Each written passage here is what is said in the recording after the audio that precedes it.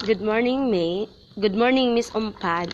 Today, Group 1 will present about writing as a micro skill. So, micro skill covered wider areas of writing such as the form and the communicative purpose of a written text.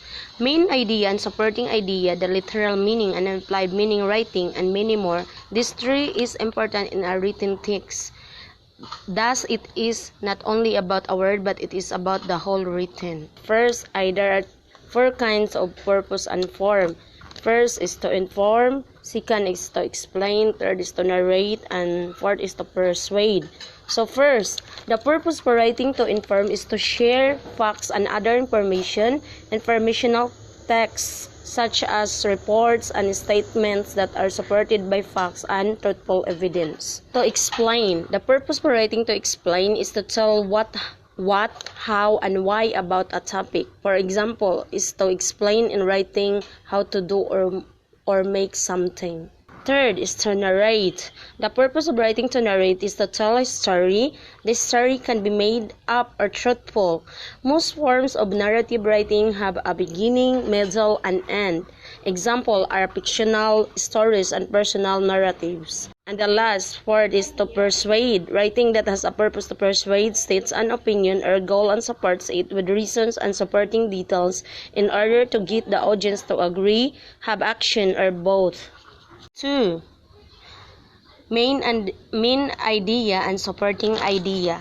So, what does it mean, a main idea? In creative writing, is like the heart of a text or in a paragraph. It is controlling idea. For example, a main idea is the backbone of the argumentation. And the second is supporting idea. So, supporting idea, details in the text or written in a paragraph should tell us more about the main idea. Or this is the focus arguments or clear and direct connections sa main idea.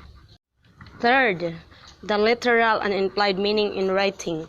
Literal is to tell and implied is to show. So, what does it mean, the literal meaning in writing and implied? So, literal meaning is used to mean exactly what is written in the text. For example, it was raining a lot, so I ride the bus. In this example of literal language, the writer means to explain exactly what is written, that he or she chose to ride the bus because of heavy rain. Implied meaning in a writing text is every piece of fiction that we read, whether written in first or third person, give a certain impression or image of the person in whole it. This impression is called the implied author and may coincide more or less noisily with the personality or views of the actual person who wrote the text. So, kung unsa may kanang gibati sa implied person or implied meaning kay kuan siya kanang is maupod na iyang masuwat. For example, ikaw nga implied author kay kuan ka kanang naay about ang imong emotion is about love or either strategy ba ang imong masuwat sa written text sa imong idea. So, writing as a skill. Writing as a skill includes all the knowledge and abilities related to expressing ideas through the written word. You can say that writing is a skill of producing ideas because of the following. First is active participation of the mind in writing something. For you to interact with the reader, you need to express your thoughts as a writer through writing, and you cannot do this without any idea of what you do or what you want to do. When you write an essay, you need to be thoughtful in order for you to get the ideas that is relevant to your topic, and you can't do it without thinking, which associates with your mind. Next is writing as a tool of communication. You use writing as a tool communication when you try to convey an information to the person that you want to inform through written form. So writing as a skill is acquired though you already have it, so you need to practice more on writing, and also you can read articles or books to improve your vocabulary, and by that your writing skills can somehow be improved. We also know that writing skills are an important part of communication. Good writing skills allow you to communicate your message with clarity and ease to a far larger audience than through face-to-face or telephone conversations. Important of writing skills for students are: number one, ability to explain yourself. Writing is a great way to teach, inform, entertain one's behavior, and educate oneself. Some children are natural in writing while others learn to write. Number two, it serves as a record for future, jotting down your ideas and experiences on a paper for future references. So, it is said that writing is a skill because some may not be able to learn it, or some aren't born with the talent of writing, but it is said to be a skill because it can be learned. So writing skill is very important, not only for students but also for future, when it comes to our future endeavors like working. We all know that it is part of a skills when it comes to applying your job.